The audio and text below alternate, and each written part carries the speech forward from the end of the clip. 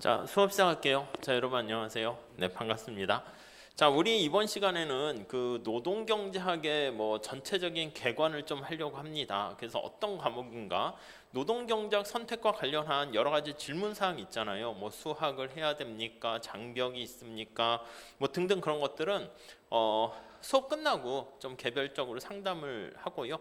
그리고 우리가 이제 수업하기 전에 한 다다음 주 정도쯤 될래나 그때 설명회를 하거든요. 그때 이제 노경을 선택했을 때 장점 그런 것들은 또 따로 설명을 드릴게요. 근데 그거 하기 전에 여러분들께서 카페를 하나 가입을 해 주세요. 다음 카페인데요. 많이 들어가는 카페도 다음에 있어가지고 저도 다음에 만들긴 했는데 포인트 노동경제학이라고 치시면요. 노동경제학.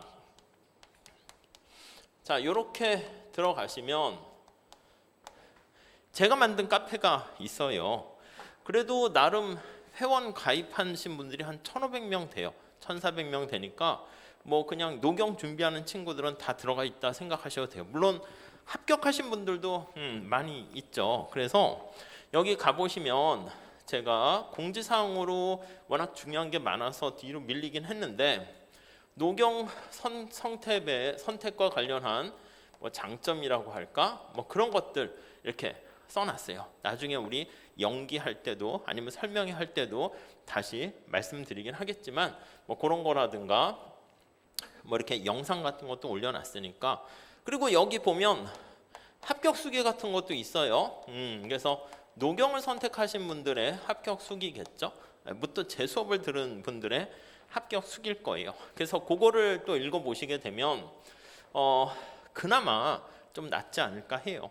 그래도 합격하신 분들이 뭐라고 얘기하는 게 좀 낫지 그냥 카페에 가서 비댓 익명으로 누구를 들을까요? 이렇게 해서 댓글 보고 듣기엔 좀 그거 너무 심하지 않아요? 아무도 모르는 초등학생이 아니 익명에 모르는 사람이 누구 들을까요? 했더니 어느 학원 갈까요? 했더니 그냥 프라임이요 해서 그럼 프라임 가면 아니 이 중요한 선택을 그 댓글 하나에 막 영향을 받아요? 그러시면 안 돼요. 이 노무사 시험은요 나름 고시여가지고 멘탈 관리도 잘해야 되는데 댓글 하나에 이렇게 선택이 좌지우지 된다? 그 정도 갖고는 안 됩니다. 멘탈도 강하게 하시고 정보를 얻으려고 하면은 이렇게 좀 제대로 된 합격 수기를 보시거나 정 안 되면 학원에 가서 상담을 하세요. 그것도 시간 낭비가 아니라고 학원에 담당하시는 분 만나서 직접 상담하시고 아니면 강사분한테 직접 메일을 쓰거나 어떻게 해서 좀 하시는 게 제일 낫지. 여러분들끼리 해서 너 누구 듣니? 아니요. 대부분의 사람들이 불합격인 거 아시죠? 우리 노무사 2차 한 10% 정도도 붙기가 쉽지 않아요. 그러니까 떨어진 사람들이 오히려 더 당연한 거고 합격한 사람이 좀 이상한 사람들이거든요. 그러니까 이상한 사람이 되기 위해서 아무튼 노력을 좀 하셔야 돼요. 발품도 파시고 공부는 어디서 하는 게 나을지 등등등 그런 걸 지금 할 수는 없어요. 근데 아무튼 요 카페 가입하시게 되면은 많은 노경 관련된 정보를 얻을 수 있어요. 또 좋은 거는 요즘 같은 시험이 얼마 남지 않은 상황에서 질문 같은 거를 이렇게 올리시면 Q&A 그게 또 좋을 것 같아요. 그래서 질문 올리시면 제가 바로바로 가능한 한 빨리빨리 답변을 달려고 노력을 하고 있고요. 답을 저는 이렇게 썼는데 이게 좋은가요? 그런 것도 물어봐 주시면 제가 약간 주관적이긴 하지만 이렇게 코멘트를 해드릴 수 있으니까 요거 많이 활용해 주시면 좋지 않을까 합니다. 자, 그리고 공부와 관련해서 제가 노경이 어떤 건지는 차차 말씀드리고 이게 경제학이잖아요. 그래서 이제 진입하시는 분들이 두려움이 수학이 어렵지 않을까? 계산 문제 그런 걱정이 있고요. 그래프가 많이 나오는데 이해가 될까? 그런 걱정이 있고요. 야, 노경은 고득점이 어렵다는데 이 고인물이 많아서 수학 전공이 아닌데 그런 고민들도 있는데 간단하게 이거는 그냥 개별적인 게 아니라 일반적인 거니까 말씀을 한꺼번에 드리고 시작할게요. 수학이요 이거 문제 없어요. 우리 그래서 노경 그 우리 프라임 홈페이지에 보면 이 카페에도 제가 링크를 시켜놓고 있긴 한데 기초 경제 수학이라고 할까? 요거 강의를 보시면 돼요. 여기는요 뭐부터 나오냐면 덧셈, 뺄셈, 곱셈, 나눗셈부터 나와요. 그래서 우리가 이제 그 안에다 보면 이제 헷갈려요. 막 덧셈, 곱셈 섞여 있으면 보통 곱셈 먼저 하고 덧셈 하고 등등 이런 건데 그런 것도 헷갈리고요. 뭐 분수 이런 거 어떻게 보면 웃기긴 한데 요 지수 이런 거 있죠. 이런 거요. 아니면 이제 간단한 루트 이런 것도 있습니다. 우리가 많이 쓰는 루트가 루트 x는 2분의 1승이다. 이렇게 하는 이런 것들 많이 쓰는데 그런 강의가 올라가 있어요. 20시간 좀 안 되게 돼 있거든요. 그리고 짧게 찍었으니까 그것만 잘 보시면 돼요. 뒤에 부록에는 삼각형의 면적 구하는 그런 것도 넣어놨어요. 이거 안 하다 보면은 이 삼각형의 면적 우리 구하거든요. 아니면 이렇게 뭐 평행사변형의 면적 이런 것도 구해요. 근데 이거 뭐 또 중학교 어디 뭐 하기도 애매하잖아. 근데 그런 것도 있고요. 이제 이런 것들은 이제 아시는 분들은 다 그대로 보시면 되겠고 그래프 1차 그래프 1차 방정식과 2차 방정식 이런 것들 내용도 있으니까 한번 부담 없이 보세요. PPT를 좀 자세하게 했는데 따로 책은 있긴 하거든요. 근데 뭐 구입을 해도 좋고 안 해도 좋은데 그냥 쓱 한번 보시고 뒤에 나오는 연습 문제가 다 우리 경제학과 관련된 연습 문제들이에요. 주로 이제 공무원 시험이나 간평사 시험의 기출 문제들이 담겨 있어요. 그리고 이제 간단한 미분이라는 요거 그래프를 이용한 요 또 미분 요 방법 툴만 아시면 돼요. 그래서 우리가 미분의 원리 이런 거 필요 없어요. 그냥 미분만 할 줄 아시면 돼요. 아니 우리가 수의 원리해서 왜 곱셈은 이렇게 되고 0이란 무엇이고 그런 거 의미 파악하지 않잖아. 그럼 철학으로 넘어가게 되거든요. 그러니까 그냥 방법 툴로만 익히시면 되는데 요것만 한번 쭉 보고 오시면 우리한테 필요한 경제, 노동 경제 하는데 필요한 수학은 다 커버가 됩니다. 그래프요. 어우 대빵 쉬워요. 그래프가 있기 때문에 노경이 힘들어 보이긴 하지만 막판에서의 장점이 돼요. 요즘 이제 시험 얼마 안 남았을 때 아마 경조나 딴 거 선택하신 분들은 막 으아 머리가 터질 것 같아 이러실 분들이 많아요. 암기할 양이 되게 많아서 그런데 우리 노경은요. 그래프도 간단해. 축이 두 개밖에 없잖아. 여기 수평축을 x축이라 하면 여기에 어떤 변수가 있고 여기에 어떤 변수가 있나 그것만 그냥 파악하셔서 잘 째려보면 돼요. 그리고 우리 시험은요 무슨 뭐 5급 공채나 행시처럼 뭐 이렇게 복잡하게 응용하는 문제가 나오는 게 아니라 교과서에 있는 문제가 지금까지는 그냥 그대로 나왔어요. 교과서, 그러니까 이제 정 안 되시는 분들은 가만히 보니까 그래프 보는 법을 익히지 않으셔가지고 어떻게 할지 모르는데 그냥 그래프를 통으로 암기하더라고. 그러면 이제 단점은 조금 응용하게 되면은 이제 당황할 수 있는데 우리는 그래프 보는 법도 말씀드리고 그 다음에 그래프를 그렇게 꼬아서 내지 않기 때문에 간단해요. 우리가 살짝 보긴 할 텐데 그런 그래프 보는 법 하면 돼요. 이게 축이 두 개밖에 없기 때문에 그렇게 어렵지 않습니다. 간단합니다. 여기다 축이 하나 더 들어가면은 그건 3차원이잖아. 그럼 이제 머리가 이렇게 이게 공간 감각 능력이 있는 사람들이 이해는 잘 되는데 2차원 평면에 나타내기 때문에 그닥 그렇게 어렵지 않다는 거 말씀드리고 또 쉬워요. 그러니까 간단해요. 고득점 이거는 뭐 어쩔 수 없어. 상대평가니까 내가 경조를 하든 민사를 하든 민소를 하든 이게 성적대로 해서 대충 뭐 60점 정도 넘으셔야지 합격을 할 수 있는데 노경의 장점은 제 수업을 들으신 분들은 이게 한 0기부터 쭉 하면 기존의 경제학 전공하셔서 좀 처음부터 스타팅 포인트가 좀 높은 데서 시작하신 분이 있고 법학이나 이공계 쪽이어서 경제학이 아예 베이스가 없지만 0기, 1기 가면서 이렇게 따라잡는 분들이 많아요. 그래서 3기쯤 가보면 약간 비슷비슷해. 그래서 비슷비슷한데 레인지는 이렇게 되는 것 같아요. 대략 한 62점에서 대략 한 58점 요 사이에 그냥 왕창 몰려 있는 거죠. 그래서 그날 컨디션이 중요한 것 같아요. 그러니까 우리 시험을 쫙 보면 요 앞에도 뭐 성적 같은 거 이렇게 붙여놨는데 잘하시는 분들이 당연히 평균적으로 잘해요. 그건 어쩔 수 없지. 그런데 가끔 잘하시는 분들도 그날 컨디션이 나쁘거나 문제를 잘못 보거나 이러면 조금 떨어진다 해서만 56점 막 이렇게 떨어지지는 않고요. 58점 몇 이렇게. 대신 노경 공부하는 시간이 많이 막판에 세이브가 되니까 그런 분들은 또 합격을 하셨는데 행정이나 뭐 이런 쪽에서 고득점을 막 하시더라고요. 그리고 이제 노경에서 한 58.9점 이렇게 3기 때 받으신 분들이 막판에 정리 잘 하고 이렇게 쓰시게 되면 이렇게 그냥 60점 넘는 결과를 얻기도 하더라고요.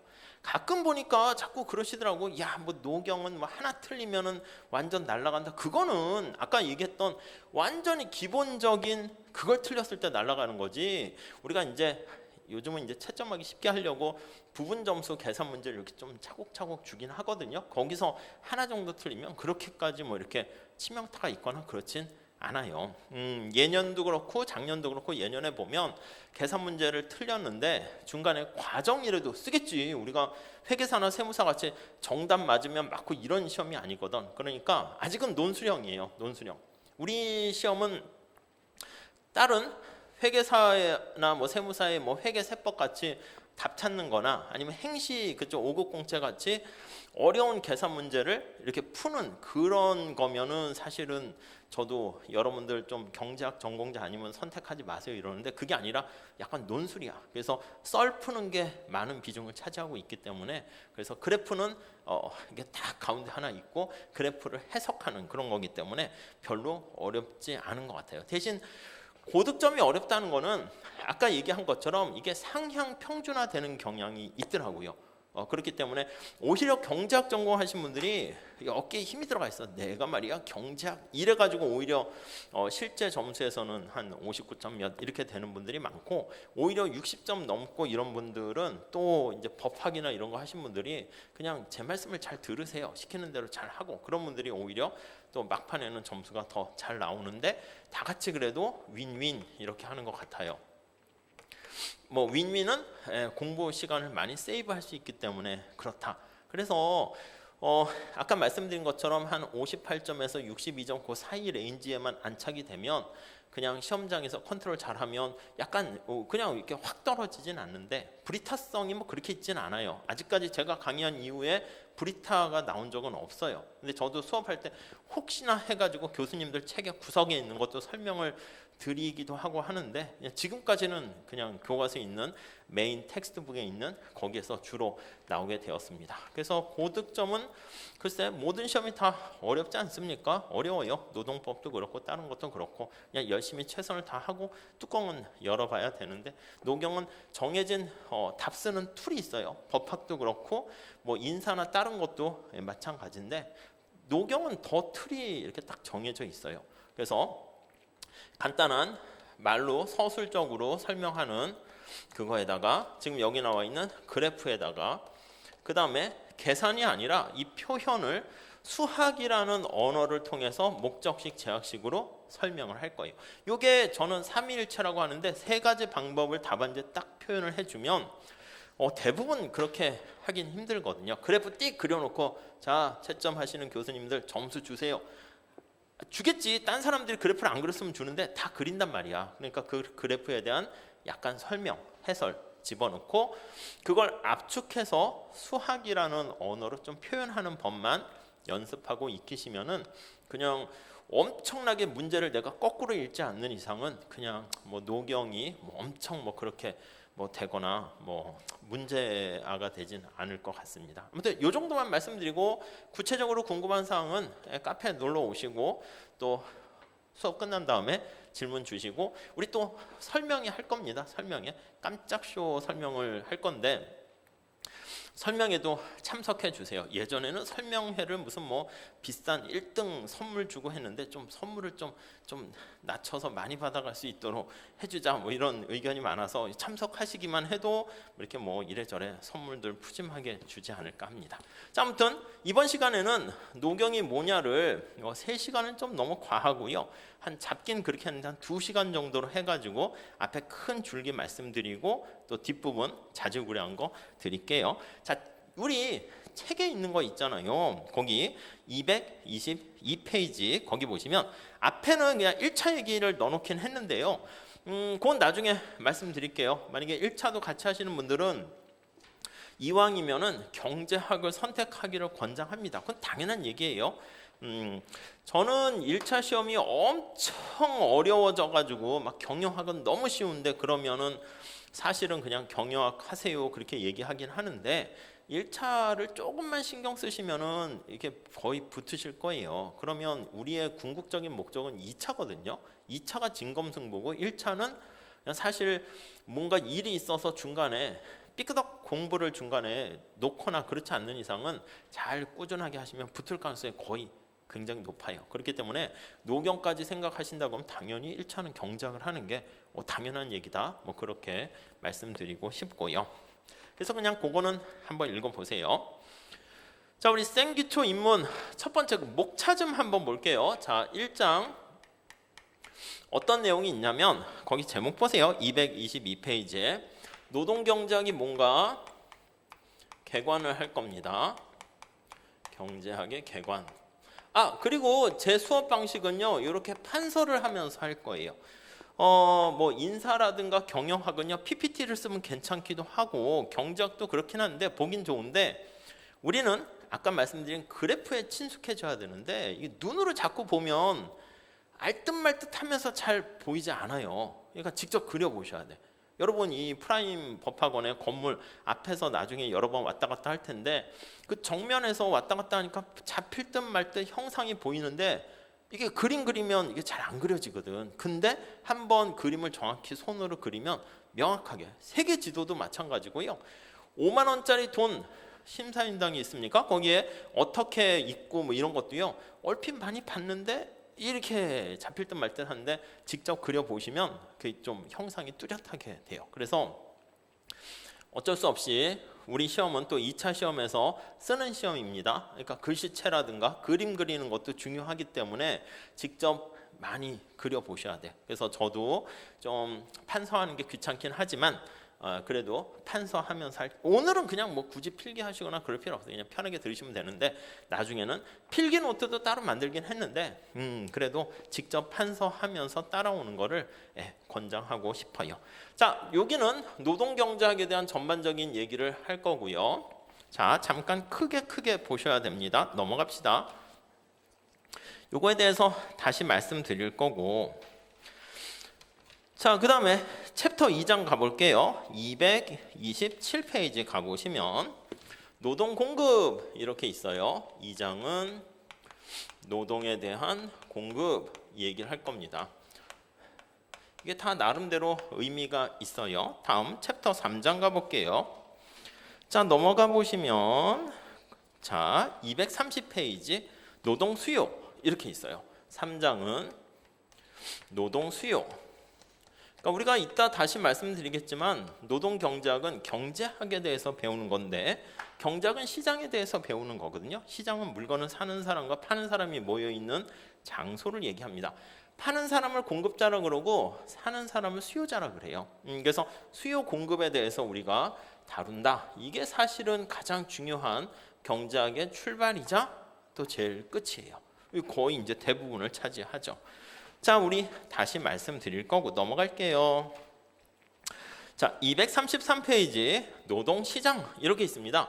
요거 둘이 모여 있는 장소가 시장이라고 그랬죠. 그래서 요걸 다시 합칠 거예요. 그래서 노동시장 이렇게 얘기를 합니다. 그래서 뭐 완전 경쟁시장이라는 것부터 불안정 경쟁시장 이렇게 얘기를 할 거고요. 자, 그 다음에 챕터 5장 가봅니다.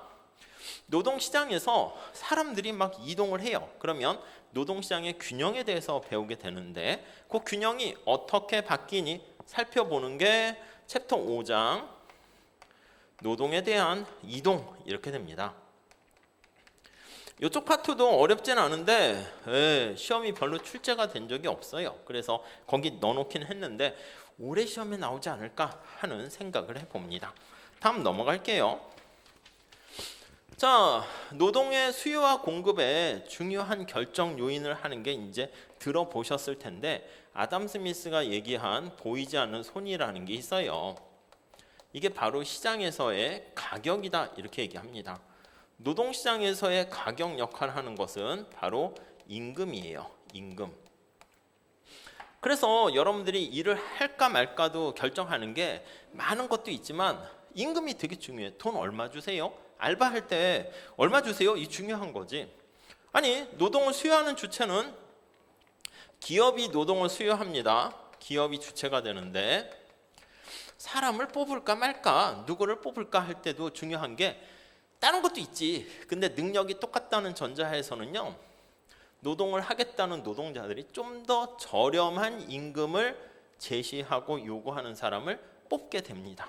그렇기 때문에 우리가 의사결정할 때 이 임금이 제일 중요한 걸 가지고 얘기합니다. 그런데 여러분들, 학원을 끊거나 종합반 할 때 학원 수강료도 되게 중요하지. 왜냐면 그것도 뭐 돈이니까.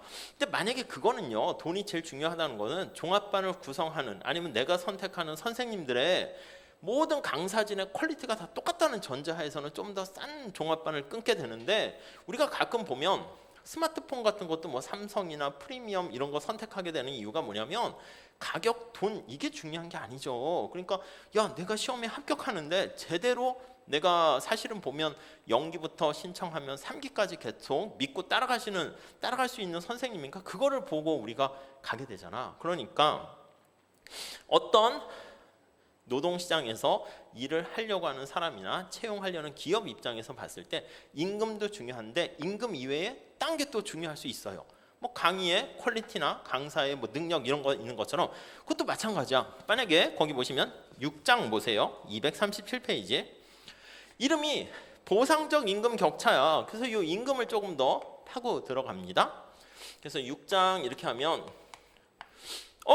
돈을 준다고 하는데 내가 가서 일하려는 곳이 위험한 환경에서 일을 하는 거야. 우리가 소위 말하는 3D 환경에서 일한다 합시다. 데인저러스하고 뭐 더티하고 디피컬트해. 막 그거를 내가 이해해가지고 뭔가 원활한 업무를 수행하는데 스트레스를 받아요. 그러면 어떻게 되겠습니까? 그러면 뭔가 고통을 받고 힘드니까 돈을 좀 더 보상을 더 해주지 않으면 사람들을 끌어들이기 어려워요. 그러니까 단순한 그냥 임금 결정되는 노동시장뿐만 아니라 거기 보시면 임금 격차가 발생하는데 보상적 임금, 여기까지만 쓸게요. 요거에 대해서 살펴봅니다. 자, 이거는 일자리의 퀄리티가 다른 거 아니겠습니까? 우리가 일하려고 하는 일자리의 질이, 퀄리티가 차이가 발생해요. 그래서 지금 말씀드린 것처럼 3D 환경에서는 뭔가를 더 보상해 주는 만큼 플러스 알파 임금을 더 주지 않으면 사람들을 구하기가 힘들게 됩니다. 아무튼 그거에 대해서, 그래서 거기 2번 보시면 위험한 작업 환경 하에서의 근로 선택, 이런 걸 배우게 돼요. 이거는 작년에 시험에 나왔어요. 다음 넘어갈게요. 자, 챕터 7장에서는 이거는 일자리의 차이가 있는데, 아니 우리가 일하는 사람들도 차이가 있지 않겠습니까? 아니 직원들이, 신입사원들이 왔는데, 아니 왜 기업에서는 저를 뽑아주세요 하는 신입사원 왔으면 아무나 뽑지 않습니까? 아니 근로자들이 같은 노무사라 해도 퀄리티가 다르다고, 능력이 다를 수 있다고. 축구 선수라고 할 때 손흥민과 제가 축구를 하면 저를 누가 뽑겠어요? 관객들도 싫어한단 말이야. 눈 버린다고. 그러니까 당연히 손흥민을 뽑겠지. 그러니까 이거는 일자리의 퀄리티가 차이가 있는 것처럼. 7장 볼게요. 7장. 이름은 그렇게 했는데 인적 자본이라고 합니다. 휴먼 캐피털이라고 해요. 그러니까 휴먼 캐피털, 노동자는 노동자인데 뭔가 지식이 몸에 체화된 노동자, 근로자, 기술이 있는 근로자, 자격증을 소지한 근로자, 다르잖아. 그러니까 사실은 저는 적극 찬성해요. 그냥 학교를 다니거나 아직 재학생이거나 아니면은 그냥 갓 졸업했거나 취업하려고 하는데 이 취업 시장이 요즘 어려운 거 아시잖아. 뭐 공무원 시험을 보든 공기업이든 사실은 자격증을 이렇게 하나 따는 게 좋습니다. 그리고 노무사든 무슨 다른 자격증도 상관없는데 요즘은 노무사가 그래도 핫한 측면이 많이 있어요. 그래서 노무사 자격증 따면 앞에 노무사 홍길동 얼마나 좋아. 중간에 이걸 무슨 뭐 한 5년마다 다시 재시험 봐서 갱신되고 이런 거면은 사실 힘들겠다는데 다시 갱신해서 시험 보려면 좀 할까 말까 고민하는데 한 번 따면 계속 노무사인 거야. 그렇지 않습니까? 노무사 일을 안 해도 돼. 노무사 일을 안 하면 그거 자체가 아깝긴 하지만 뭐 내가 봤을 때 노무 일을 하려고 했더니 나한테 안 맞아. 그럼 그냥 뭐 커피 타는 거지. 뭐 커피 타는 노무사 해서 유튜브 찍고 해서 뭐 혹시 알아요? 그리고 유튜브에도 먹방 많이 있는데 그냥 뭐 먹방하는 뭐 노무사 하면은 막 진짜 쯔양같이 잘 먹어. 그러면은 야, 저 노무사는 뭐야? 해가지고 뭐 그럴 수도 있잖아. 뭐 기타 치는 노무사를 하던 아무튼 뭐 그러니까 그 앞에 노무사자 하나 들어가는 게 뭐 그렇게 엄청 뭐 인생을 뒤바꿀 만한 그건 아니지만은 노력한 만큼의 제가 봤을 때의 자격증의 가치는 있는 것 같아요. 그러니까 괜히 뭐 노무사가 좋아요, 뭐 회계사가 좋아요, 간평사 좋아요, 변호사 좋아요. 아니 그 필요 없이 그냥 우선 따세요. 따면 그냥 괜찮은 것 같아요. 그러니까 이게 노동자들의 퀄리티 차이가 있다니까요. 근로자들의 위에는 일자리고요. 질의 차이가 있는 거야. 그러니까 우리가 요 앞에까지 얘기하는 거는 노동시장에서 일자리는 다 똑같은 거야. 삼성이나 중소기업이나 다 똑같고 근로자들도 다 똑같은 거야. 그러니까 근로자들이 일을 하는데 손흥민이나 저나 똑같은 일을 하기 때문에 똑같은 임금을 줘도 된다. 동일 임금, 동일 노동, 동일 임금 거의 가는 건데 손흥민과 제가 같은 축구 선수 한다 해도 똑같지 않잖아. 그러니까 동일 노동이 아니지. 그러니까 다른 노동이니까 다른 임금을 받게 되는 게 정당한 거다. 공정한 거다. 그렇게 봐야 된다는 것이죠. 무슨 말씀인지 아시겠죠? 그래서 인적 자본을 축적하는 것과 관련해서는 거기 밑에 제목 보시면 교육, 학력 이런 거 있잖아요. 그런 것들을 우리가 다루게 될 겁니다. 다음 넘어갈게요. 자, 그러니까 이게 임금에서 파생되는 게 되게 많아요. 경제학에서는 이 아담 스미스가 얘기한 가격이라는 거에 대해서 늘상 초점을 갖고 공부를 하게 됩니다. 그래서 그냥 단순히 임금이 결정됐네 이렇게만 영혼 없이 하면은 이게 나중에 보시면 아시겠지만은 답안지에도 퀄리티와 여러분들이 제대로 알고 썼는가 그냥 대충 암기했는가 아니면 이 친구는 제대로 고민을 했는가 이렇게 다 드러나요. 아마추어끼리 봤을 때 모르지. 제가 봤을 때는 무슨 노래자랑 콘테스트 보면 우와 뭐 그렇게 노래 잘하는 사람들이 그렇게 많고 밴드 악기 잘 다루는 사람 그렇게 많아요. 그런데 축구 선수도 그렇지. 동네 잘하는 사람도 보면 야 너 손흥민급이다 라고 하는데 프로랑 아마추어 차이는 완전히 차이가 크거든. 우리도 그 콘테스트 가면은 심사위원 나온 사람이 제가 발견해내지 못한 것들을 막 이렇게 지적을 한단 말이야. 그러면은 역시 또 가수도 이제 그냥 아마추어 가수랑 프로 가수랑 차이가 있는 것처럼 차이가 난다고요. 그러니까 이 단순한 노동시장에서는 임금이 어떻게 결정되는가가 중요합니다. 이렇게 그냥 암기한 거랑 이것만 봐도 이게 다 임금에서 파생돼서 더 확대시켜 나가는 거죠. 그런 게 보여야 된다고요. 그럼 이게 은연중에 그런 기운이 답안지에 이렇게 쫙 실려가지고 나와요. 설마 여러분끼리 보면은 그 뭐 야 잘 썼네 못 썼네 이렇게 되지. 맨날 그것만 채점하는 교수님들 입장에서 봤을 때는요. 그냥 첫 페이지 이렇게 쫙 넘기고 나면은 노경도 그래요. 한 2페이지 넘기면 이 친구는 그냥 60점 넘은 거 못 넘은 거 바로 결판 나. 저 교수님 끝까지 안 읽고 도대체 뭐 하십니까? 딱 보면 그냥 바로 아는 거지 뭐. 첫인상이라는 게 맨날 그것만 하다 보니까 거의 점쟁이 비슷하게 됩니다. 그 안에서 그러니까 제가 봤을 때는 이왕이면은 답안지의 인상과 그래프 그리고 설명해 나가는 게 저 3일체로 쓰는 게 되게 중요한 게 딱 보면 채점자가 머릿속에 이 답안지는 6으로 물론 부분 점수 줘가지고 이제 다 합산을 하긴 해요. 근데 합산해도 그게 거의 비슷하게 나와요. 그래서 6자로 시작하면 아무리 못해도 그래도 뭐 60점은 넘는 거잖아. 근데 5자로 시작하면은 잘해야 59점 이렇게 되는 거니까 제가 봤을 때는 그것도 되게 중요합니다. 아셨죠? 그래서 아무튼 요거 자 우선 8장 보면 8장은 지금 얘기한 것처럼 사람들로 하여금 뽑았어. 이게 다 매칭하기 힘들지만 뽑았는데 아니 뽑힌 다음에 열심히 안 하는 거야. 그래서 이제 취업을 해서 정규직 됐으니까 좀 뭔가 열심히 일할 유인이 없어지니까 뭔가 사람들로 하여금 열심히 일하도록 만드는 그게 유인이야. 인센티브예요. 유인급여라고 합니다. 그래서 이거 왜 말씀드리냐면 우리가 보통 공부를 하면 다른 과목도 그런데 목차를 안 봐요. 마음이 급하니까 1장 들어가서 노동경제학이란 이렇게 하는데 안 돼요. 사실 목차를 이제 처음에는 살짝 이게 어떤 것들이 있지? 그렇게 한번 보시고 쭉 공부하신 다음에 또 이제 거의 시험 임박해서는 다시 거꾸로 되돌아가서 목차를 이렇게 쭉 보시면서 목차 간에 지금 얘기한 것처럼 어떻게 유기적으로 연결되어 있는가 그게 보여야 돼. 자기만의 그게 안 보이면 공부가 덜 된 거지 뭐 사실. 자, 그리고요 급여와 임금의 구조 이렇게 설명을 하게 되고요. 다양한 인센티브를 높일 수 있는 그런 유인급여 체계에 대해서 볼 거예요. 이건 인적자원관리랑 비슷한 얘기라고도 할 수 있고요. 다음 9장 가볼게요. 자, 9장은 임금 이외에 노동시장에서 벌어지는 다양한 얘기를 할 겁니다. 노동시장에서 노동자의 이동 이런 것도 있지만, 자, 여기서 발생하는 다시 구조화시켜서 말씀드릴 겁니다. 자, 보시면 차별이네, 차별. 그렇죠. 노동시장에서 차별이 발생합니다. 이게 뭐 관련된 노동 공급이나 노동의 수요 주체가 다 사람 아니겠습니까? 우리가 알파고 같이 기계가 아닌 이상 뭐 자신의 어떤 감정이나 주관성, 선입견, 편견 이런 게 들어갈 수밖에 없어요. 우리나라야 뭐 그렇게 심하지는 않은 편이고 굳이 얘기하면 남녀 차별 정도? 근데 이제 미국 책 기반으로 많이 얘기하는데 보리아스 책을 요즘 텍스트를 많이 보거든요. 그러니까 사실은 교과서도 하나밖에 없다라고 보셔도 돼요. 교수님 교과서는.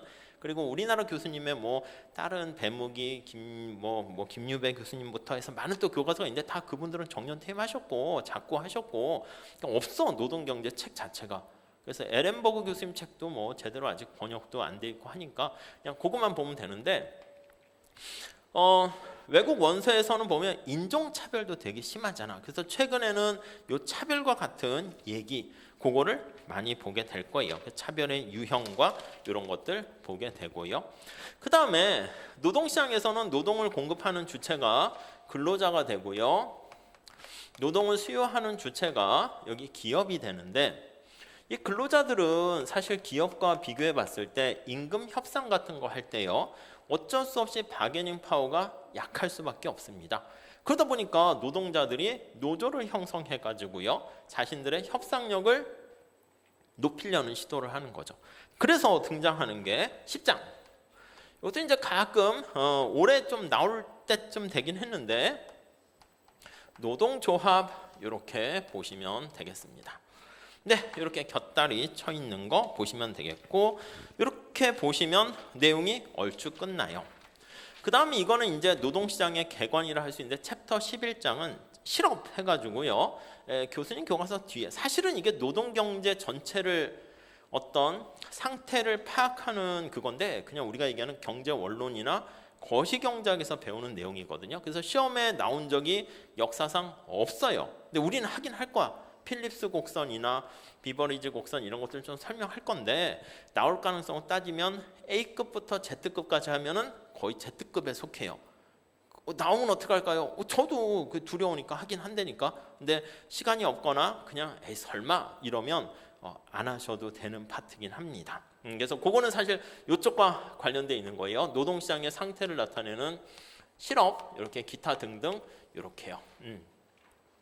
그러니까 뭔가 실업률을 어떻게 구하고 경제활동 참가율이 어떻고 이런 것들 있거든요. 자연 실업률이 뭐고 필립스 곡선이 뭐고. 근데 요거는 우리 노경시험에서 나온 역사는 없는데 1차 경제학 선택하시면은요 매번 나와요. 매번 가장 많은 비중을 차지해.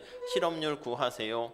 실업의 원인 중에 뭐 경기적 실업이 어떻고 마찰적 실업이 어떻고 자발적 실업이 어떻고 필립스 곡선 구하세요. 그렇기 때문에 제가 1차를 하시라고 하는 이유는 뭐냐면 그냥 너 1차 많이 선택해서 너 좋으려고 그거 아니에요. 그냥 이거를 커버할 수 있는 거야. 그럼 이제 1차 때 경작 하신 분들은 이게 1차 때 했기 때문에 지금 같은 상황에서는 이거 공부 안 해요. 근데 혹시나 브리타로 진짜 불브리타로 그게 나왔어? 그러면 1차 때 했던 필립스 곡선 거기다 제가 일기 때랑 조금씩 설명을 해서 요거 정도만 하세요라고 하는데 거기서 더한 셈이기 때문에 경쟁 우위가 생기게 되는 거죠. 그런 의미에서 사실 1차를 하라는 것이고 우리가 앞에서 얘기한 것처럼 수학 때문에 계산 문제가 두려워요. 1차 때 경제학의 시험 문제가 대부분이 이번에 또 출제 가능성이 있는데 탄력성 구하고 이런 거 있잖아요. 그 1차 때 연습 많이 해요. 그러니까 2차 때는 하긴 할 거야. 근데 1차 때 했었던 친구들은 편하게 이렇게 해서 찍찍찍 해가지고 잘하셨네요, 굿, 이렇게 답안지에 글씨가 써있는데 1차 때 그걸 안 하셨던 분들은 괜히 탄력성 구하세요 하면은 그냥 자기가 이미 기가 죽어가지고 문제를 수학 문제잖아 이렇게 되면은 이미 실수할까봐 두려운 거를 떠나서 진짜 말 그대로 실수를 해요. 그런 것 때문에 사실은 실수 방지 프로그램으로 1차를 했으면 그렇게 말씀을 드리고 싶습니다. 이렇게 전체적인 구조 어때요? 별거 없지 않습니까? 그냥 여기까지는 이게 두 개 합쳐서 노동시장 된 거고, 여기에 나와 있는 거 임금에 대한 걸 조금 이렇게 파편적인 거, 이거 약간 그거는 약간 뭐라고 할까? 파편적인 거예요. 유기적인 연결보다. 시험 문제는 어떤 게 제일 많이 나옵니까 하면은 세 문제가 크게 나오거든요. 한 문제 이거, 또 한 문제 이거, 그 다음에 기타 하나. 그러니까 크게 보면은 노동 공급, 노동 수요가 매년 번갈아 가면서 큰 문제로 50점짜리로 거의 나와요. 그래서 작년에는 노동 공급 비슷한 게 나왔으니까 올해는 노동 수요가 나올 가능성이 많고, 근데 뭐 이것도 또 나올 수는 있어요. 근데 이제 비중은 거의 그렇다고. 얘네 둘이 거의 시험에서 한 60%를 차지하고요. 이것도 다 포함된 거지. 그 다음에 세부적인 게 이제 요게 이제 한 번 나오고, 아니면 요거 한 번 나오고, 요거 한 번 나오고, 그렇습니다. 그래서 우리 시험에서는 한 번도 안 나왔어요. 이게 우리 살짝 로이의 모형 해가지고 노동 이동인데요, 한 번도 안 나와요. 나오지 않을까요? 제가 봤을 땐 이거예요. 인적 자본 되게 중요하잖아. 한 번도 안 나왔어. 왜 그랬을까요? 이번에 나올 거라고 저는 확신을 하는데, 아무튼 이번에 나오면 뭐 또 뭐 딴 거 하면 되지 뭐. 아무튼 이거 이제 한 번도 안 나왔고요.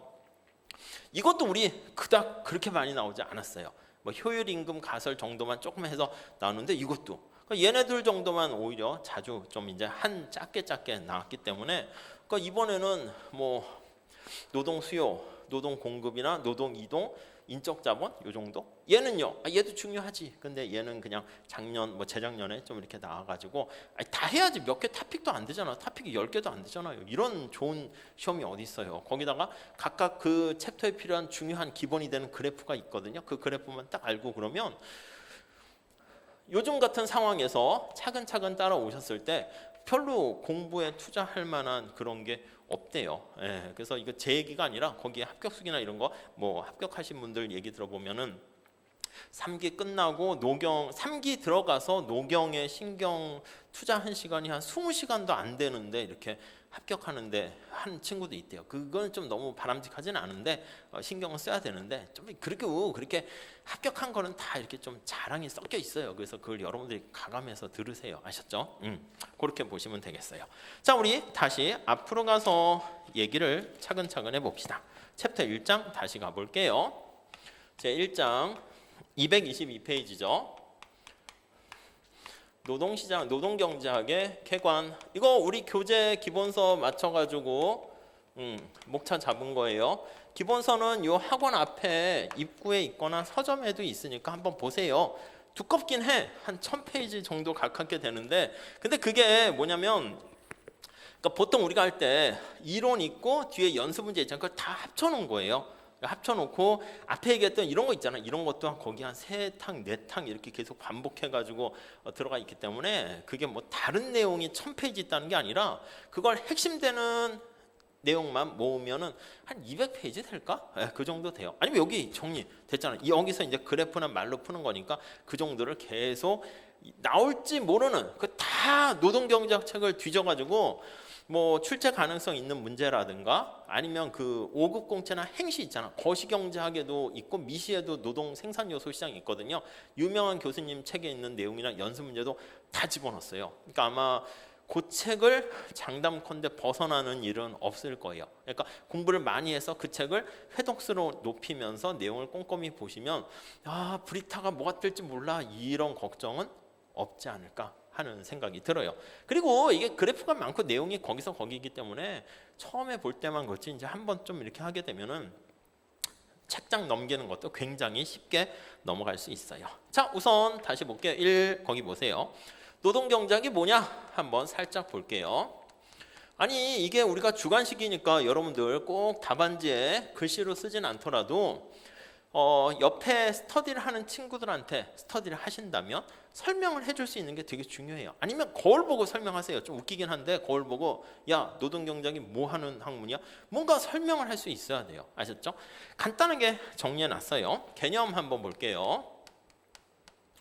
자, 노동경제학이란 무엇을 다루는 학문이다. 이렇게 우리 보통 교과서는 약간 두괄식 연역식으로 돼 있지 않고 귀납식으로 돼 있거든요. 이렇게 설명하고 이걸 노동경제학이라 한다 이런 식으로 돼 있는 경우 많은데 우리는 그렇게 하지 않을 거예요. 그냥 답안지 쓰는 것도 바로 그냥 뼈를 때려버릴 거야. 그냥 노동경제학이란 뭡니다.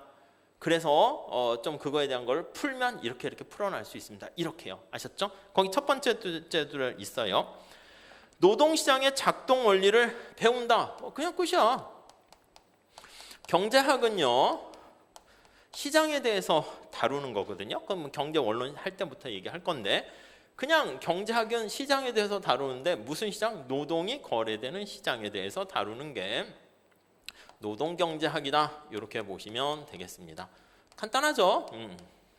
이렇게요. 우리는 뭐 두 문자 딸 것도 없어요. 그렇게 뭐 두 문자를 따는 거는 뭔가 맥락이 연결이 안 되는 그런 학문에서는 뭔가 열거하는 거 할 때 한두 개라도 빠지면 이거 점수 감점 아니야? 그렇기 때문에 빼먹지 않으려고 이제 우리가 하는 건데 우리 노경은 특성상 하나를 딱 실타래를 풀면은 두루루룩 이렇게 나와요. 그렇기 때문에 뭐 두 문자 이런 게 필요가 없어요. 그리고 얘기했잖아. 말로 설명하고 그래프 설명하고 식 쓰고. 그러니까 노동경제가 뭐냐? 시험 문제가 그렇게 나오진 않겠지만 나오면 말로 이렇게 써요. 노동시장의 작동 원리를 분석하는 학문이다. 뭐 끝. 노동시장이 뭔데? 노동시장 수요 공급 그리고 그거에 대한 수요 함수 공급 함수 3개 써주면 퍼펙트한 거지 뭐. 아셨죠? 거기다 이제 살을 붙여서 자신이 공부한 내공을 붙여서 풀어나가시면 돼요. 자, 그래서 첫 번째 줄 다시 볼게요. 노동시장의 작동 원리를 이론적으로 학습하여 노동시장에서 발생하는 특정한 어떤 결과들을 관찰하는 겁니다. 그걸 이해하는 겁니다. 그런 다음에 어떤 외부적인 충격이 발생해서 최저임금제가 오거나 코로나 사태가 발생하거나 그때 노동시장에 어떤 영향을 미칠까 이런 것들이 우리의 관심이에요. 그래서 단순한 작동 원리가 아니라 고령화나 저출산이 노동시장에 미치는 영향 이런 거 있잖아요. 그런 것들을 하는 거야. 어떻게 했을까요? 말로 쓰면 이거 뭘부터 써야 될지 애매한데 노경에선 그래프를 그리는 거야. 노동의 수요 곡선 그린 다음에 그 충격 때문에 수요가 어떻게 변하고 공급이 어떻게 변하고 AI라는 4차 산업혁명이 되었을 때 어떻게 변할지 그거 그냥 써주시면 돼요. 자, 거기 보시면 우선 경제학이라는 두 번째 단락이 있어요. 노동경제학도 경제학이니까 경제학이란 시장의 수요와 공급을 다루는 거예요. 그래서 수요는 물건을 사는 사람이고 공급은 물건을 판매하는 사람을 얘기합니다. 자, 수요와 공급인데 무엇을 사고 무엇을 생산 공급하는가 대상이 있어야 되잖아요. 무엇을 거래하는데 보통은 거기 나와 있는 희소한 자원을 거래합니다. 희소한 자원이라고 해요. 희소한 자원, 희소한 노동, 희소한 시간, 에너지, 희소한 석유 이런 걸 통해서 만든 아웃풋이기 때문에 희소한 생산물이라고 보시면 돼요. 산출물이라고 보시면 돼요. 아웃풋입니다. 산출물. 이렇게요. 그러니까 지금 얘기하는 게 뭐냐면 거래가 되는 이런 산출물이라든가 거래 대상이 희소해요. 이게 엄청나게 풍부하면은 우리가 늘상 고민을 할 필요가 없어. 경제학이 생길 필요가 없어. 여러분들이 왜 종합반을 어느 학원 건지 왜 고민해요? 돈이 없으니까 그렇잖아. 돈이 막 재벌이야. 그럼 어떻게 해? 저 같으면 모든 학원 종합반 다 끊을게? 어떤 선생님 고를까 왜 고민해요? 돈이 없잖아. 시간도 없잖아. 시간도 지금 내년에 합격하려고 어떤 선생님이 가장 나한테 적합한가 봐서 효율적으로 공부하려고 하는 건데 시간도 많어. 내가 드라큘라야. 한 100년 살아. 그러면 뭐 그렇게 고민해? 돈도 너무 많어. 막 빌 게이츠가 아빠야. 그러면 모든 선생님 동영상부터 실강 다 신청하고 시간도 많은데 올해는 그냥 노동법 한 과목만 공부할까? 내년에 행정하고 이렇게 그래도 되지. 근데 우리가 이렇게 고민을 하는 이유는 출발 자체가 이 희소성이라는 것 때문에 시작하는 거예요. 굉장히 중요한 단어야. 그러니까 답안지에 희소한, 희소성 이런 게 들어가지 않으면 그게 우리 주의하셔야 되는데 노동법이나 인사나 행정이나 노경이나 학문에 나름 자존심과 체계가 있단 말이야. 근데 그게 첫 번째 뭐가 그 학문의 특성을 반영합니까? 라고 하면요, 그 학문 분야에서 자주 쓰이는 용어를 답안지에 많이 쓰시게 되면 답안이 경제학 같군 이렇게. 이 노동 경제학에 대한 얘기를 하는데 노동법 같이 쓰게 되면 점수를 잘 못 받아요. 이 경제학인데 이걸 인사 같이 경영학 같이 답을 쓰면요, 경제학 교수님들이 되게 싫어해요. 무슨 말씀인지 아시겠어요? 물론 이제 잘 모르겠지만 인사 과목에 경제학 틱하게 답 쓰면 좋을 수는 있어요. 왜냐하면 아무튼 그거는 그런 건데, 아무튼 그러니까 그렇다고. 그러니까 이런 용어들이 있어야 된다고요. 그래서 거기 보시면 희소하기 때문에 우리가 고민을 해요. 이 고민해서 나타내는 결과가 선택이라고 합니다. 초이스를 하게 되는 거예요. 이렇게. 자, 어떤 선택을 할 때가 제일 좋습니까? 하면은 잘 선택해야죠. 근데 잘이라는 말 대신에 좀 너무 없어 보이잖아. 합리적인 선택을 한다. 우리는 이렇게 얘기한다고요. 합리적인 선택, 레셔널이라는 말을 쓸 거예요.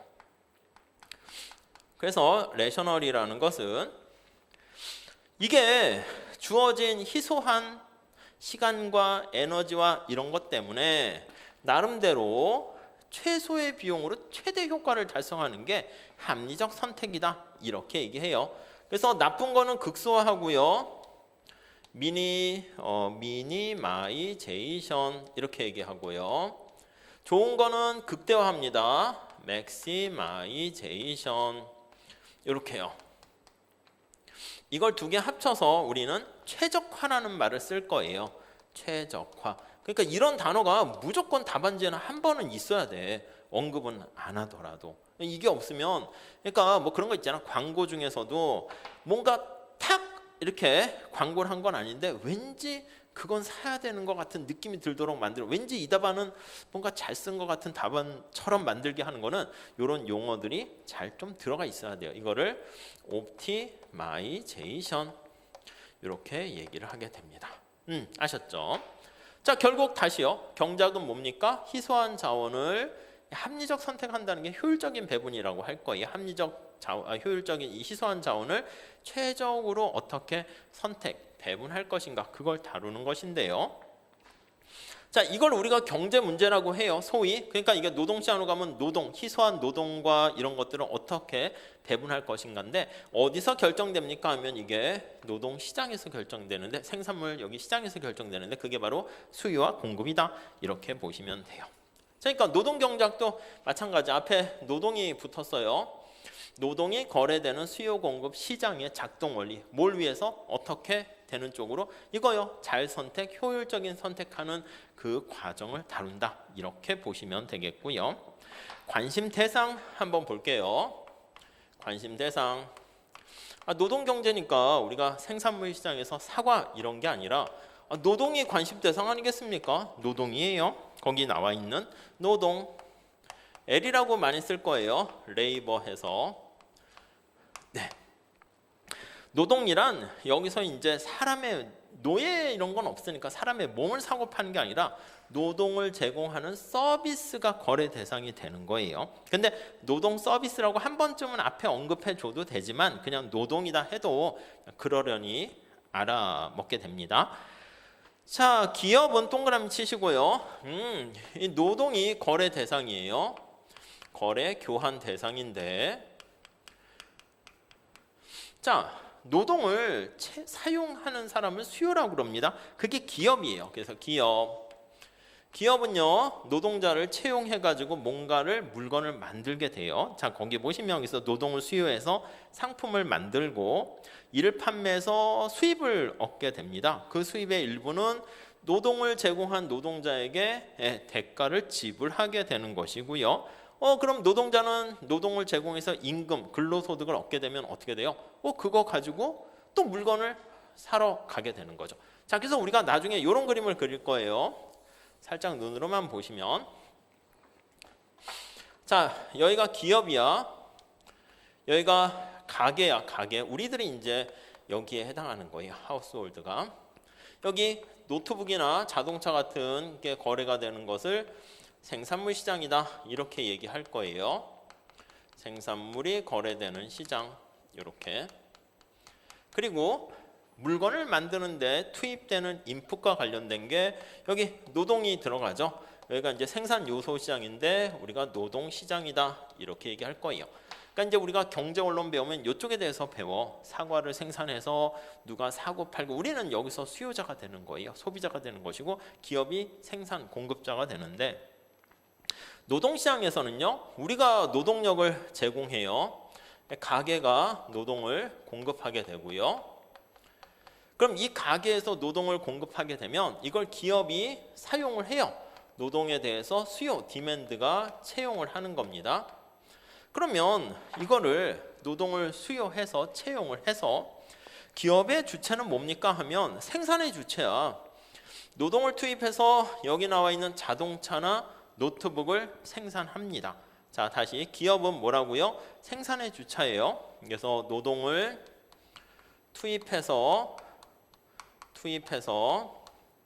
뭔가를 산출물을 생산을 만들어내요.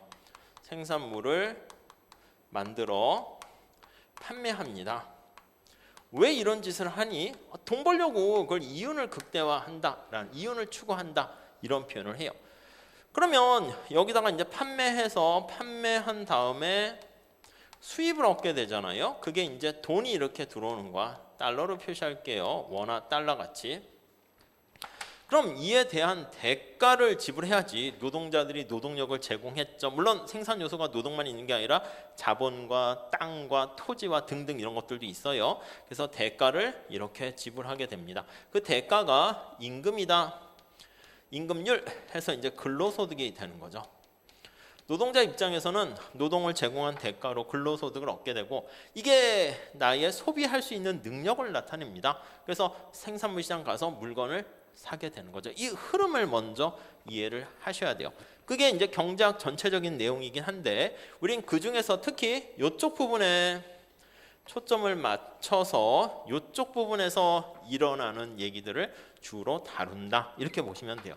그러니까 사실 노동 경제를 하는데 전반적인 경제학에 대한 내용을 잘 모르면 이게 어느 한 나무만 보게 되는 것이기 때문에 좀 뭔가 실력을 탄탄하게 갖추는 데는 한계에 부닥치게 돼요. 그래서 경제학적인 얘기를 연기 때는 좀 할 거예요. 그래서 만약에 경제학 공부를 1차 때 경제학 했거나 경제학 전공하시는 분들은 뭐 저런 걸 해라고 하는 것 같아서 조금 빠르게 넘어가기는 해요. 넘어가기는 하지만 부족한 분들은 따로 경제학 특강 이렇게 좀 해서 비슷하게 제공하려고 해요.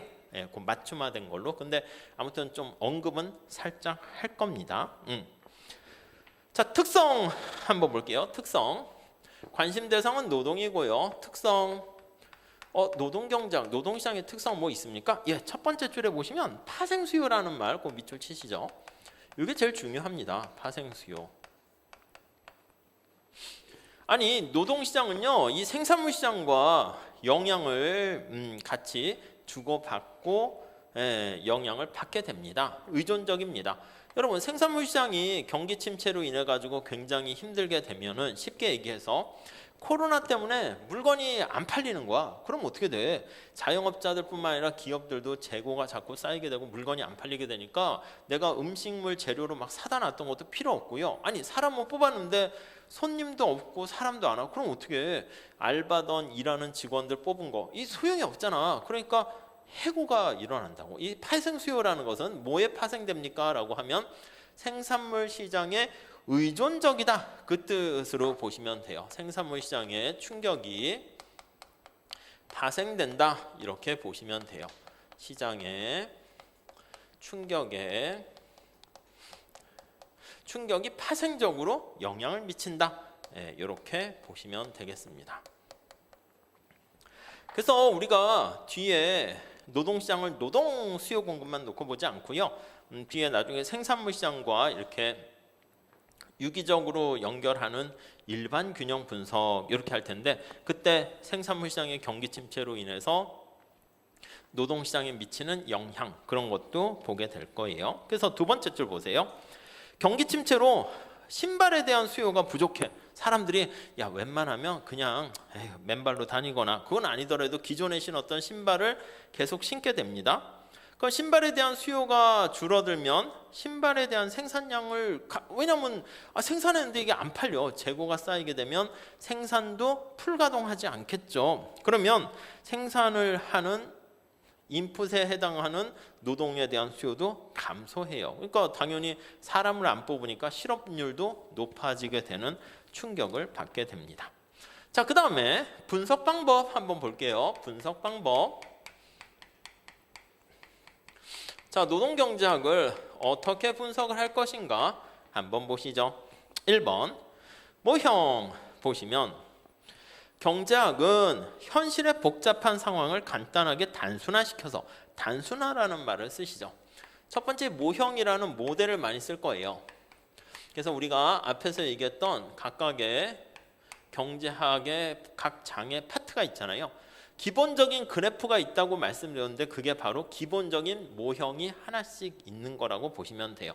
이 모형은요, 현실이 복잡하잖아요. 현실을 단순화시킨 거야. 현실을 바로바로 이렇게 설명을 하려고 하다 보면은 너무 어렵기 때문에, 우리가 초등학생이나 유치원생들한테 덧셈의 원리 이런 거 하잖아. 그럼 초등학생이 물어봐. 아니 이거 7 더하기 8, 7 곱하기 8을 배워서 어디다 써먹어? 야, 너 밥 먹을 때 계산 슈퍼 이런 게 아니라, 그게 확장되면 나중에 뭐 미분과 이렇게 해가지고 우주선도 쌓아 올리고 인류가 그럴 수 있는데, 처음부터 유치원생한테 미적분 막 이렇게 하면 뭐 따라오겠어요? 안 되지. 현실이 너무 복잡하다니까.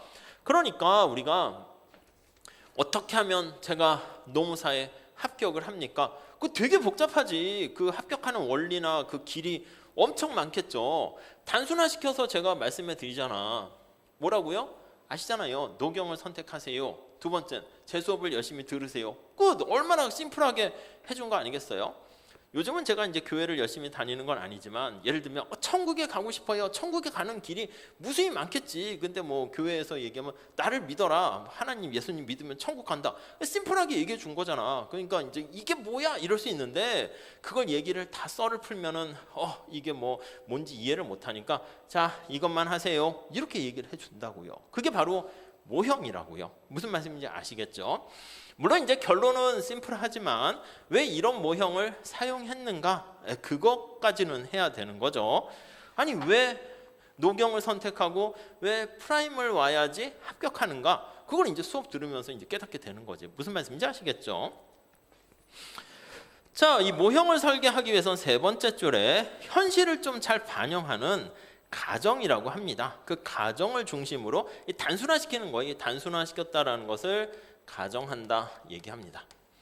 저는 답안지에다가 굉장히 경제학 답안지에서 강조하는 게, 어떤 거에 대해서 논하시오 하면 그래프 막 그리고 여기서 끝나는 게 아니라 앞에다가 모형에 대한 얘기와 모형의 가정을 잠깐 길게 쓸 필요 없어요. 너무 길게 쓰면은 이게 막 용두사미가 될 수 있으니까, 이 목차라도 작은 목차 잡아서 이 모형의 가정은 이렇다, 두세 줄 써주면 이게 그 경제학 답안지 같다니까.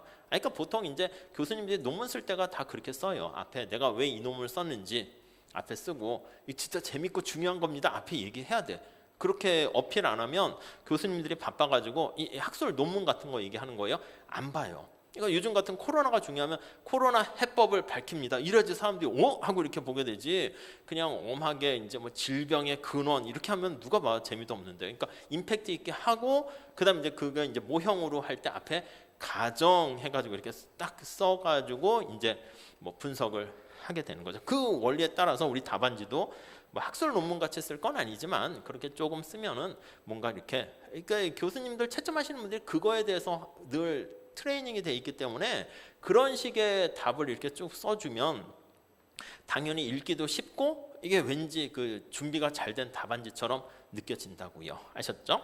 자, 그리고 거기 보시면 실증 경제와 규범 경제 이렇게 돼 있는데, 별게 아니고요. 실증은요, 거기 첫 번째 줄에 팩트라고 돼 있잖아. 그 사실을 얘기하는 거야. What is 이걸 얘기하는 거예요. 팩트 체크 우리 이렇게 하잖아요. 보통 뉴스 같은 거에서 팩트에 대해서 다루는 거예요. 그래서 밑에 나와 있는 것처럼 야 우리나라 청년 실업률이 몇 %고 경제 상태가 어때? 그 사실을 얘기하는 거. 이거는 누구도 다 동의합니다. 누구도 아니 밝혀진 데이터에 따른 그거니까 다 동의를 해요. 근데 실업률이 굉장히 높은데 야 그래서 이거 청년 실업률을 어떻게 해결해야 되겠어? 이거요. 이건 사람마다 다르지. 그러니까 해결하는 방 그게 이제 규범 명제에 속해요. 그래서 규범은 거기 보시면 두 번째 줄에 가치 판단 당위 이렇게 돼 있어요. 가치 판단 주관적인 거죠. 당위적이라고 얘기해요.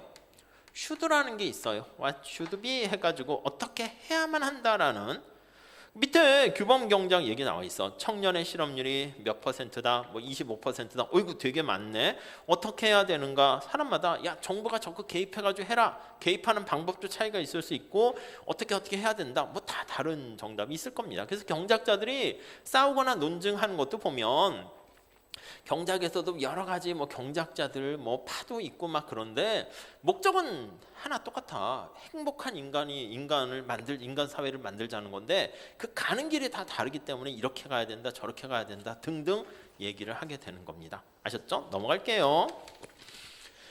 자, 노동경제학의 성과의 평가 방법 나와 있는데 이거야. 세 번째는 노동경제학에 대해서 다뤘어. 경제학은 궁극적으로 인간의 행복해지자 이거를 다루는 건데 노동경제학의 성과도 마찬가지입니다.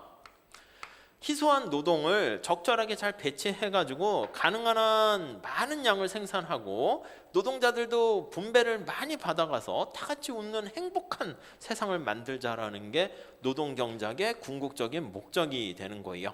그래서 가장 성과를 높이는 것 첫 번째 줄에 그거를 후생경제학이다 이렇게 얘기합니다. 웰페어라는 말을 쓰는데 약간 일본식 한자식 표현이에요. 그러니까 웰빙 있잖아. 웰빙 경작, 행복 경작이라고 보시면 내 느낌이. 근데 경작에서 이제 후생이라는 말을 쓰니까 여러분들께서는 후생 경제, 후생 이렇게 보시면 돼. 첫 번째 줄에 현재 상태가 얼마나 바람직한가를 평가하고요. 좀 더 나은 상황으로 가기 위해서 어떻게 가야 되냐? 그거를 설명하는 겁니다. 아니 근데 야 어떤 게 행복이야? 뭐 기준이 있어야 되지 않겠습니까? 그 기준이 이제 우리는 두 가지 정도 잣대를 가지고 얘기할 거예요. 두 번째 줄 보시면 하나는 그게 효율성이고요. 나중에 연기 때 다시 할 거예요. 또 하나는 공평성이다 이렇게 보시면 되겠습니다. 그래서 이 효율성과 공평성이라는 두 마리 토끼를 잡는 게 우리의 목적이에요. 효율성은 뭐냐라고 하면은 아니 우리가 희소한 자원을 어떻게 사용할 것인가요? 우리 뭐 올림픽이나 이런 것도 보면 야구 선수나 축구 선수 할 때 똑같은 재원을 가지고 어떻게 선수를 기용하느냐에 따라 성과가 달라지고요. 여러분도 마찬가지야. 전략이 중요하다는 게 뭐냐면 똑같은 IQ와 체력과 돈을 가지고 1년을 준비한단 말이에요. 근데 어떤 방식으로 어느 학원을 선택하고 언제 어디서 공부하고 이거가 이제 성과를 다르게 만들 수 있다는 거죠. 그래서 효율성은 이왕이면 최소의 비용으로 최대 효과를 얻게 되는 건데 합리적인 선택을 하자는 건데 결국은 뭐냐? 낭비가 없다 이 뜻이야. 낭비가 없어. 낭비가 없는 상태는 효율적인 거예요. 아시겠어요? 야, 너 요즘 공부 열심히 잘하냐? 나 열심히 하지. 효율적으로 최선을 다하지. 거기서 말하는 효율적은 뭐냐면 나 시간을 허투루 쓰지 않고 있어. 이 얘기야. 이 얘기는 다시 말씀드리면 거기에 나와 있는 것처럼 이보다 더 열심히 할 수 없다. 이보다 더 나은 상태가 없다라는 게 지금이 최고로 열심히 한다 이 얘기예요. 그러니까 다시 뒤집어 이거 나중에 다시 할 건데 표현을 합니다. 야, 너 요즘 열심히 최선을 다한다며? 그렇지. 낭비 없이 하지. 다른 말로는 이보다 더 열심히 할 수 없어. 이보다 나은 세상이 없어. 가장 좋은 세상 아니겠습니까? 그래서 그렇게 효율성을 얘기해요. 거기 보시면 파일을 만들 때 어떻게 했을 때 그 파일을 가장 크게 만들 것인가? 그게 효율성과 관련된 얘기고요. 공평성은 뭐냐면 이걸 나누는 거야. 생산된 파일을 어떻게 골고루 나눌 것인가? 골고루. 이거는 이제 정답이 없지. 똑같이 n등분 하는 게 골고루냐? 공평한 세상이냐? 아니 글쎄 다 N등분 하는 게 공평할까요? 손흥민하고 제가 같이 막 뛰었어. 손흥민이 골도 많이 넣고 기여도 많이 했는데 제가 주장하는 거죠. 똑같은 공격수로 뛰었으니까 똑같은 돈을 받게 해달라. 이게 공평한 거예요? 그런 게 어딨어. 저는 별로 기여한 것도 없는데. 그래서 이거는 정답이 딱 정해진 건 아니지만 우리 경제학에서는 N빵해서 N분의 1이 그냥 공평하다. 그렇게 그냥 그거는 이제 효율성에 초점 맞추기 위해서 그냥 대략 얘기하는 것이고, 기본적으로 이제 골고루라는 얘기는 기여한 만큼 이거야. 그게 공평하고 공정한 거죠. 아니 어떤 노무사 수험생이 가장 노무사가 되는 게 좋습니까? 가능성을 똑같이 n분의 1에서 추첨하는 게 그게 공정이에요? 그런 게 어딨어. 가장 열심히 노무사가 되려고 피땀 흘린 수험생이 합격하는 게 그게 공정한 거 아니겠습니까? 뒤에 빽 있어가지고 어떻게 가게, 그게 공정한 게 아니잖아. 그러니까 기여한 만큼 대가를 기여한 만큼 자기가 대가를 받아가는 게 공정하다, 공평하다 이렇게 얘기를 할 거예요. 아무튼 이런 거 얘기들 차차 계속 할 거고요. 자, 그래서 밑에 효율성의 분석할 때 실증 측면에 가까운 건데 수요와 공급의 원리를 가지고 얘기할 겁니다. 수요와 공급의 원리를 통해서 보려고 해요. 자, 거기 보시면 첫 번째 줄에 수요는 말 그대로 어떤 물건을 사려고 하는 사람을 의사를 나타냅니다. 노동시장은 노동을 채용하려는 사람의 의사를 나타내고요. 공급은 기업이 주어진 가격에 대해서 얼마나 생산하려고 하는가, 공급하려고 하는가, 서플라이라는 표현을 쓰게 됩니다. 이 두 개는 서로 거기 나와 있는 것처럼 서로 갈등 관계가 있어요. 이게 이렇게 할까요? 갈등 관계 있어요. 트레이드 오프 관계가 있어요. 아니 우리 소비자 생각해봐. 소비자는 어떻게 합니까? 가능한 한 물건을 싸게 사려고 하고 기업은 가능한 한 물건을 비싸게 팔려고 하고 서로 이제 목적으로 추구하는 바가 달라요. 근데 그 갈등이 해소가 돼서 이제 모두 다 계약이 체결되는 평화로운 상황이 달성되는데 그게 바로 보이지 않는 손의 역할에 의해서 우리가 나중에 균형이다 이렇게 얘기할 거예요. 갈등 관계가 이게 해소되는, 컨플릭트가 해소되는 그런 상태를 균형 상태다. 나중에 또 계속 얘기할 겁니다. 그때 이 갈등 관계를 해소시키는 중요한 역할을 하는 게 세 번째 단락에 보시면 아담 스미스가 얘기한 보이지 않는 손이고 그게 바로 가격이에요. 내가 물건을 사러 갔어. 노트북을 사러 갔는데 야, 이 정도 성능이면 이 정도 퀄리티면 이 정도 가격을 줘야 되겠다. 살려는 사람도 나름대로 싸게 살려고 하는데 얼마까지 생각하고 갈 거 아니겠습니까? 근데 물건 파는 사람이 500만 원 주세요. 나는 한 150만 원까지 생각했는데 500 주세요 하면 됐어요, 안 갈래요. 그냥 계속 갈등이고 균형 거래가 계약이 체결되지 않는 거예요. 근데 나는 마음속에 우리가 뒤에 다시 할 건데 150만 원까지 줄 생각이 있었어요. 어느 정도 퀄리티가. 근데 물건 파는 사람이 시장에서 형성된 가격이 120만 원에 거래가 된대. 그럼 어떻게 해요? 그 사람한테 150을 줘요? 아니지. 시장 가격이 120이니까 겉으로는 찡찡거리겠죠. 이게 너무 비싼데 요즘 시대 120만 원 하면서 물건을 주고 사오면서 뒤돌아서면 어떻게 돼요? 미소를 짓겠지. 야, 나 이거 150만 원까지 줄 생각이 있었는데 120만 원 줬네. 30만 원 이득을 얻었네. 그게 바로 소비자 잉여예요. 물건을 파는 사람 입장에서는 120만 원에 팔았어. 야, 이렇게 하면 우리 진짜 망합니다 했는데 물건 팔려고 하는 사람 마음속에 또 있잖아. 최소한 내려갈 수 있는 금액이 한 80만 원까지 됐었다 합시다. 근데 일부러 이제 시장에서 가격이 120만 원 돼서 얘한테 팔았어. 사기친 건 아니야. 그 정도의 사람들이 서로 오케이하고 거래를 했는데 공급자는 최소한 받고자 하는 금액이 80만 원인데 120 받았으니까 40만 원 이득이죠. 그게 우리는 공급자, 생산자, 잉여 이렇게 얘기합니다.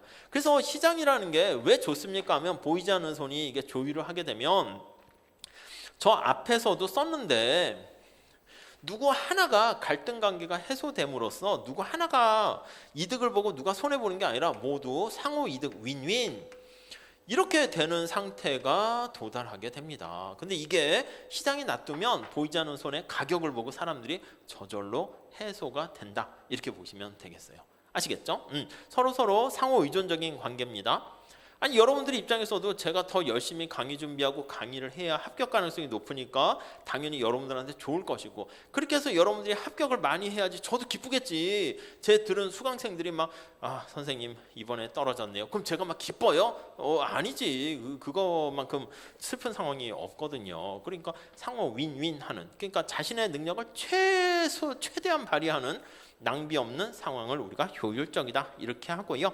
그 다음 경작에서 제일 중요한 게 한계 원리를 가지고 얘기를 하게 됩니다. 그래서 어떤 노트북을 하나 살까 말까 할 때 이거 나중에 많이 얘기할 겁니다. 한계 원리, 마지널이라고 하는데 수험생활도 마찬가지입니다. 뷔페 식당에서 접시를 한 접시 더 먹는 것도 마찬가지예요.